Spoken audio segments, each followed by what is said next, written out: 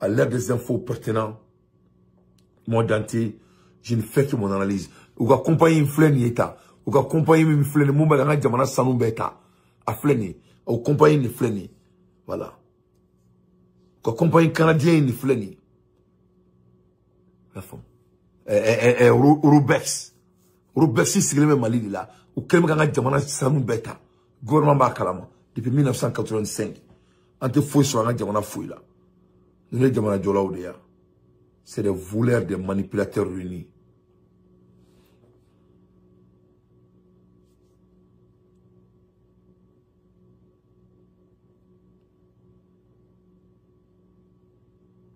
Mais certains critiques, comme l'article mentionne, y voient une tentative de détourner l'attention des problèmes internes du Mali. Effectivement, l'article rappelle que les difficultés économiques et sécuritaires du Mali ne datent pas d'hier. Non. Elles sont antérieures à cette supposée crise mondiale. Oui. Et c'est une manière pour Goïta de minimiser la responsabilité de son gouvernement face aux problèmes du pays. C'est une hypothèse à prendre en considération. Intéressant. Parlons maintenant des réformes promises par Goïta. Le plan est ambitieux sur le papier du moins. Mais l'article nous invite à la prudence. Ces réformes vont-elles réellement améliorer le quotidien des Maliens? Vont-elles au-delà des effets d'annonce? Il faut être attentif en effet. Oui. Tout peut sembler séduisant en théorie. La vraie question est, qu'en est-il sur le terrain? Oui. Est-ce que ces réformes s'attaquent aux racines des problèmes?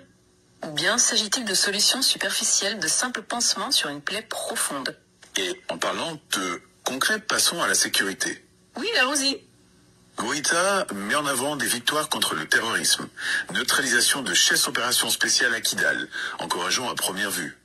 En effet, on ne peut nier ces réussites. Mais la question fondamentale est la suivante. Quelle est la stratégie à long terme derrière ces actions? Oui. Sont-elles réellement efficaces pour assurer une sécurité durable? Ou bien, est-ce une simple opération de communication pour donner l'illusion d'un gouvernement qui agit? Car comme l'article le souligne, les attaques terroristes persistent. La situation reste très fragile. Absolument. La sécurité est un marathon, pas un sprint. Oui. Il faut une vision globale, une approche à long terme et pas seulement des actions ponctuelles pour faire parler de soi. Autre sujet brûlant. La lutte contre la corruption. Goïta affirme s'appuyer sur les rapports du vérificateur général, ce qui pourrait laisser penser à une volonté de transparence. L'intention est louable, c'est indéniable. Mais la transparence ne se limite pas à la publication de rapports. Il faut aller plus loin. Ces rapports débouchent-ils sur des sanctions, sur des changements concrets? Le Mali a déjà connu par le passé des discours forts sur la corruption, sans résultat tangible.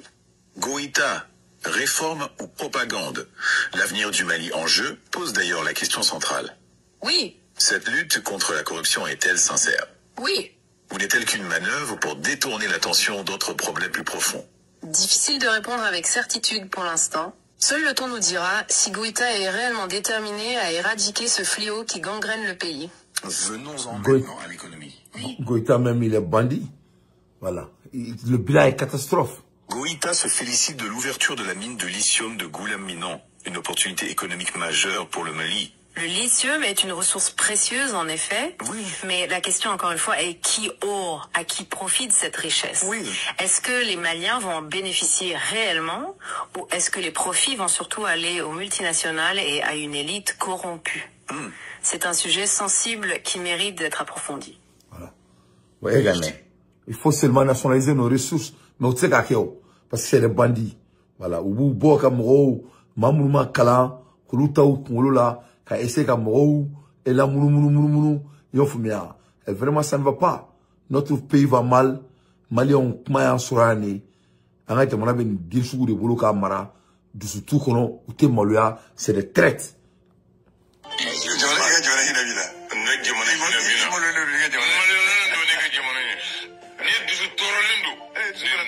Franchement, non.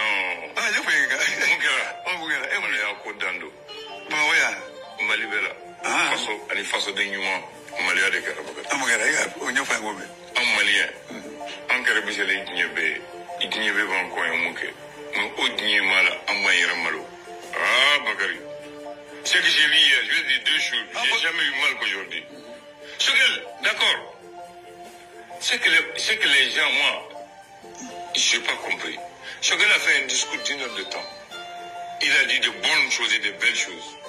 Mais on n'a pris que 2 mots pour le vilipender comme si rien n'a été fait. Ils n'ont pris que 2 mots dans les discours d'une heure de Choguel.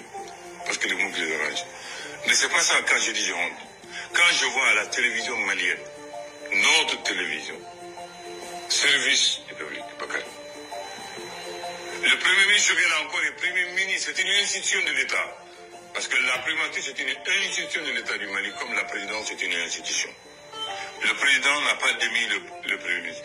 Le Premier ministre est en fonction. Et sur notre télévision nationale, on l'insulte et on ne dit rien, alors qu'il n'a pas démissionné. Voilà. Ça... Voilà. Et Kassongue va sortir et regarder un digne fils malien comme moi, un impoli mal élevé comme Kassongue, au nom de la justice. Et tu vas essayer de te couvrir et t'arrêter devant un digne fils malien qui est prêt à donner sa vie chaque jour pour son pays et de me parler de la justice. Nene Kassongue jolé gomna ne mandaji tu kante halalai. Ama famiyaw.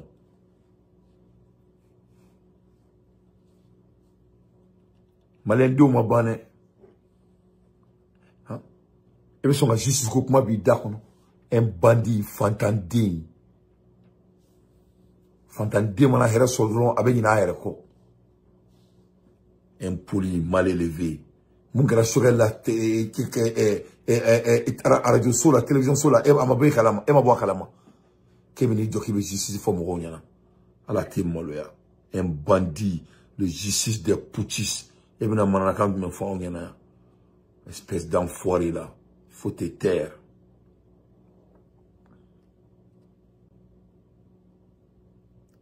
Ne balala ma bawo Mamoudiko avec les 14 donc Mali suna demsonu ay boyna fo kono kulu nu bulo maga Mamoudiko la ay taw la bo palais kono akana so mo sika mena unyana tourni.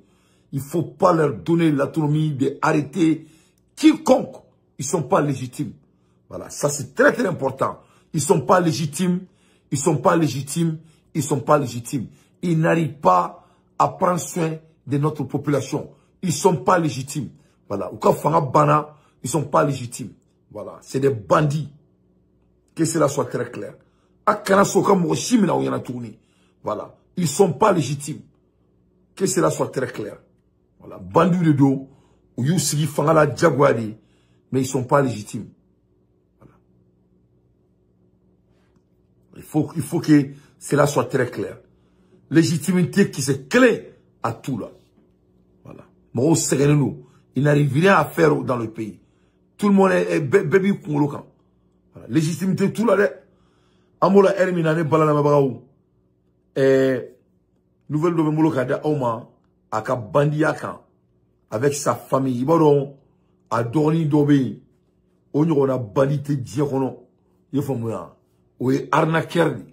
Voilà. Ça c'était un arnaqueur. Assimi Goïta Adorni Dobe.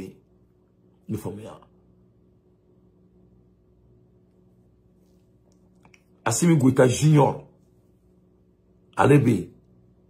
C'est lui, Sari, avec un cas, il est catastrophe. Ce direct s'appelle Agib Dambélé.